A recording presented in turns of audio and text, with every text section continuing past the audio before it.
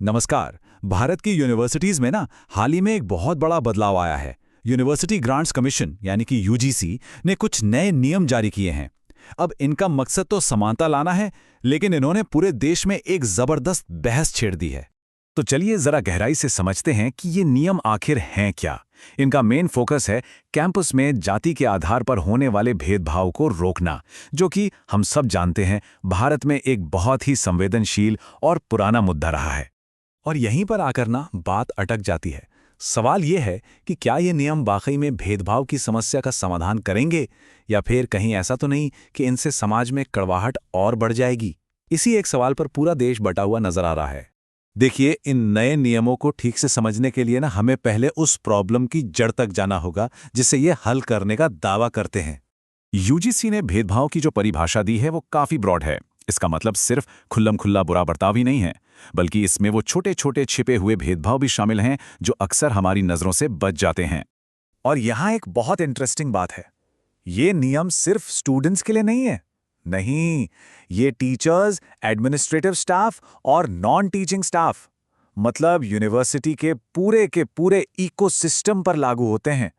कोई भी इसके दायरे से बाहर नहीं है। तो सवाल ये उठता है कि यूजीसी इस प्रॉब्लम से निपटने के लिए आखिर कर क्या रहा है। चलिए उनके बनाए गए इस नए ढांचे को एक एक करके समझते हैं।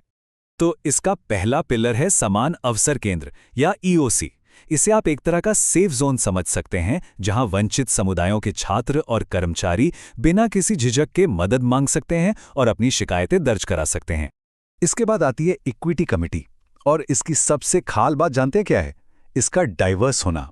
इसमें अलग अलग समुदायों के लोग होंगे ताकि जांच पूरी तरह से निष्पक्ष हो और किसी एक तरफ झुकी हुई ना लगे। और शायद सबसे जरूरी बात, मदद हमेशा 24 घंटे मिलेगी। इसके लिए एक 24/7 हेल्पलाइन बनाई गई है, वो भी पूरी तरह कॉन्फिडेंशियल, मतलब कोई भी किसी भी समय अपनी पहचान के डर के बिना शिकायत कर सकता है। अच्छा, तो ये पूरा प्रोसेस काम कैसे करेगा? ये बिल्कुल साफ है। सबसे पहले शिकायत दर्ज होती है, फिर इक्विटी कमेटी उसकी जांच करती है। वो कमेटी अपनी रिपोर्ट संस्थान के हेड को देती है, और अगर कोई फैसले से संतुष्ट नहीं है तो वो संस्थान के लोकपाल यानी ओम्बड्समैन के पास अपील भी कर सकता है। एक बहुत ही क्लियर और स्ट्रक्चर्ड रास्ता बनाया गया है। लेकिन यूजीसी सिर्फ नियम बनाकर ही नहीं रुका है।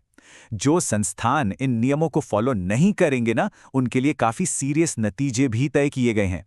और ये सज़ा कोई मामूली नहीं है। संस्थानों की फंडिंग रोकी जा सकती है, उनके कोर्स बंद किए जा सकते हैं, और सबसे बड़ा खतरा, उनकी मान्यता भी रद्द की जा सकती है। मतलब दांव पे बहुत कुछ लगा है। अब देखिए, समानता के इतने साफ लक्ष्यों के बावजूद हर कोई इन नियमों का स्वागत नहीं कर रहा है, और यहीं से असली विवाद की जड़ शुरू होती है।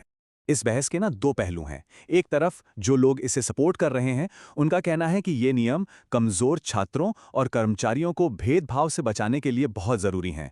वहीं दूसरी तरफ जो लोग इसकी आलोचना कर रहे हैं, उनका तर्क है कि यह कानून सिर्फ कुछ खास समुदायों का पक्ष लेता है और इसमें ऊंची जाति के लोगों के साथ होने वाले उत्पीड़न के लिए कोई उपाय नहीं बताया गया है।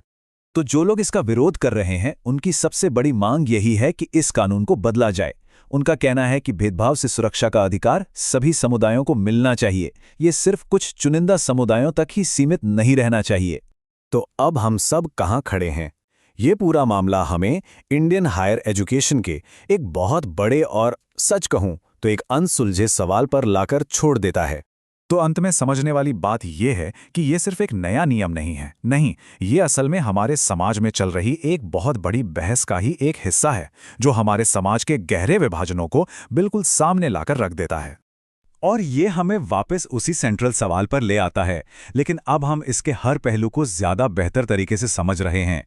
क्या ये पहल वाकई में समाज को समानता की ओर ले जाएगी, या फिर ये संघर्ष का एक नया कारण बन जाएगी? खैर, इसका जवाब तो आने वाला वक्त ही देगा।